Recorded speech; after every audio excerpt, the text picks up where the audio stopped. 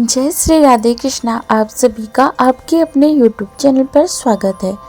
आप सभी को फाल्गुन पूर्णिमा की ढेर सारी शुभकामनाएं। आज हम फाल्गुन पूर्णिमा के दिन सुने जाने वाली व्रत कथाओं पर चर्चा करेंगे। इनमें से पहली कथा भगवान शिव और कामदेव से संबंधित है।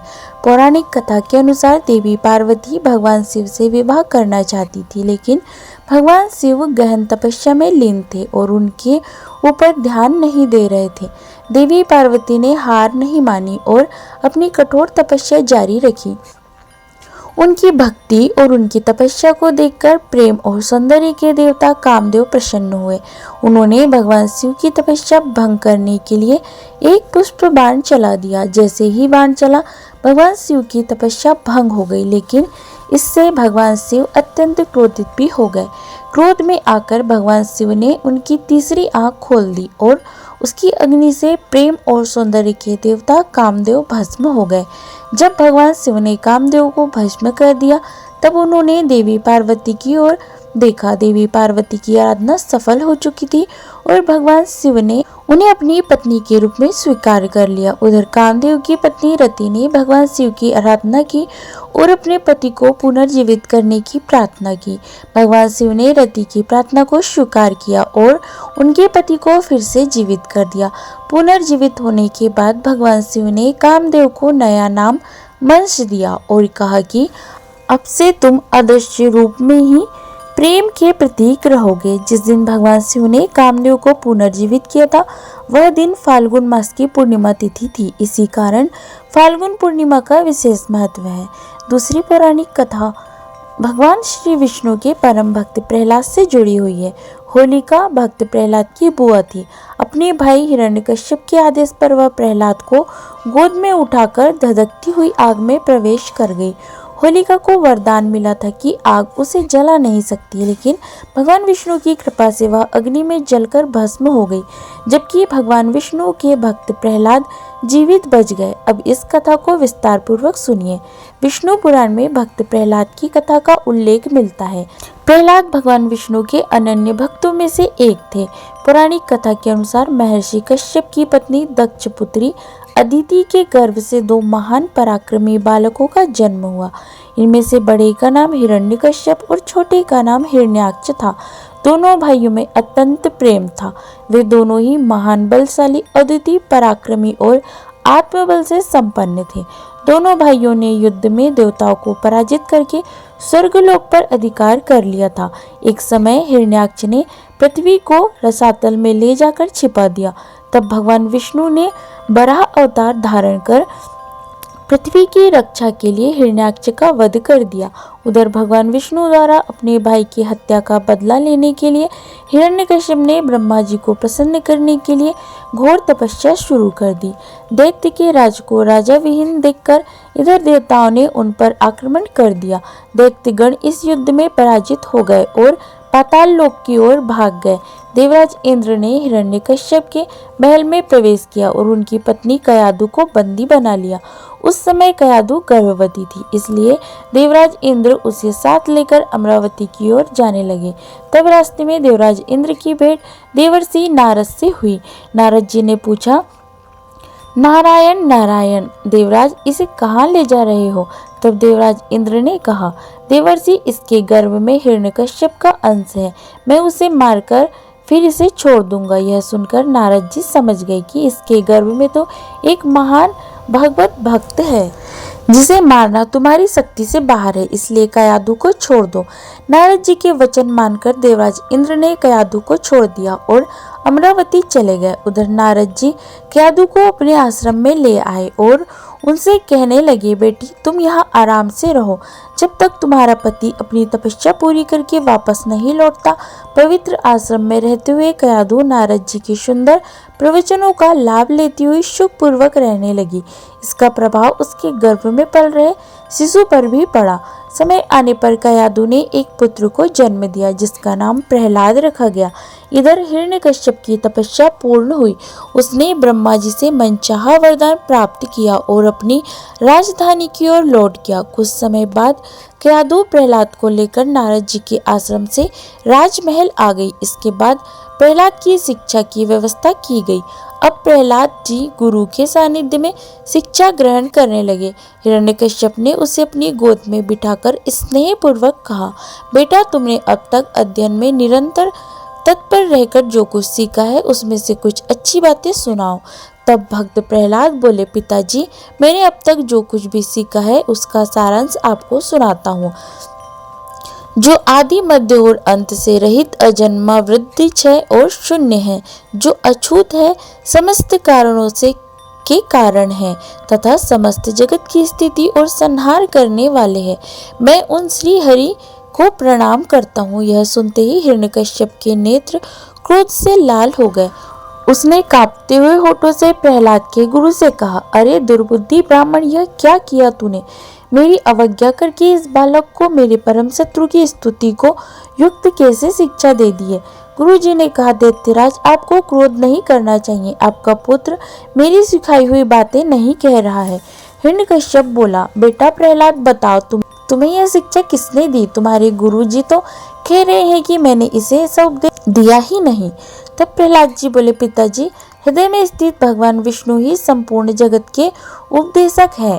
उन्हें छोड़कर और कोई किसी को भला कुछ क्या सिखा सकता है? ये सुनते ही हिरण्यकश्यप क्रोधित होकर बोला, अरे मूर्ख, जिस विष्णु की तू निडर होकर स्तुति कर रहा है वह मेरे सामने कौन है? मेरे रहते और कोई भगवान नहीं हो सकता। फिर भी तू मौत के मुंह में जाने की इच्छा से बार बार ऐसी बकवास क्यों कर रहा है? ऐसा कहकर हिरण्यकश्यप ने प्रहलाद को अनेक प्रकार से समझाया, लेकिन भक्त प्रहलाद के मन में श्री हरि के प्रति भक्ति और श्रद्धा अडिग रही। अंत में हिरण्यकश्यप ने क्रोधित होकर आदेश दिया कि इसे मार डालो। अब इसके जीने से कोई लाभ नहीं, क्योंकि यह शत्रु प्रेमी अपने ही कुल का नाश करने वाला हो गया है। यह सोचकर हिरण्यकश्यप ने अपने सैनिकों को आदेश दिया कि प्रहलाद को मार डालो। सैनिकों ने भक्त प्रहलाद को अनेकों प्रकार से मारने का प्रयास किया, परंतु श्री हरि की कृपा से उनके सभी प्रयास असफल हो गए। उन्होंने प्रहलाद पर तरह तरह के अस्त्र शस्त्रों से आघात किया, लेकिन प्रहलाद को कुछ भी नहीं हुआ। उन्होंने प्रहलाद के हाथ और पैर बांधकर समुद्र में फेंक दिया, लेकिन फिर भी प्रहलाद बच गए। इसके बाद सैनिकों ने प्रहलाद को विषैले सांपों के बीच डाल दिया और पर्वत की चोटी से गिरवा दिया, लेकिन भगवान विष्णु की कृपा से भक्त प्रहलाद को कुछ भी नहीं हुआ। जब प्रहलाद को मारने की सभी प्रयास विफल हो गए, तब हिरण्यकश्यप ने अपनी बहन होलिका को बुलाया।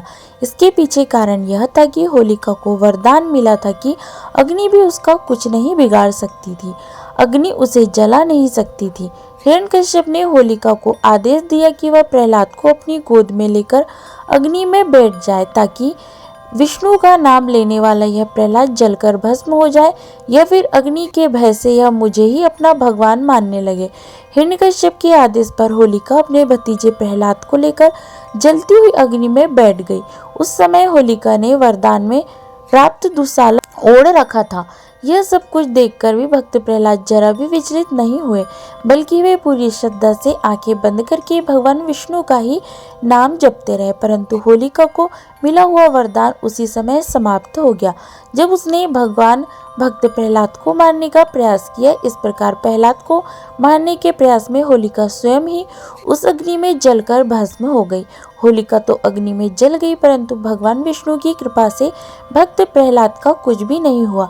माना जाता है कि जिस दिन यह घटना घटी वह फाल्गुन पूर्णिमा का दिन था। इसी कारण बुराई पर अच्छाई की जीत के प्रतीक के रूप में हर वर्ष इस दिन होलिका दहन किया जाता है। होलिका दहन से पहले इस कथा को जो भी सच्चे मन से पढ़ता, सुनता या दूसरों को सुनाता है, उसके सभी दुख वैसे ही दूर हो जाते हैं जैसे भगवान विष्णु ने अपने भक्त प्रहलाद के सभी दुख दूर किए थे। यदि फाल्गुन पूर्णिमा के दिन भक्त प्रहलाद की यह कथा सुनी जाए तो इसका विशेष फल मिलता है। अब सुनिए तीसरी कथा। फाल्गुन पूर्णिमा के दिन होली का उत्सव मनाया जाता है। इस उत्सव का वर्णन भविष्य पुराण में युधिष्ठिर और श्री कृष्ण के संवाद के रूप में तथा रघु राजा को वशिष्ठ ऋषि द्वारा सुनाई गई कथा के रूप में किया जाता है।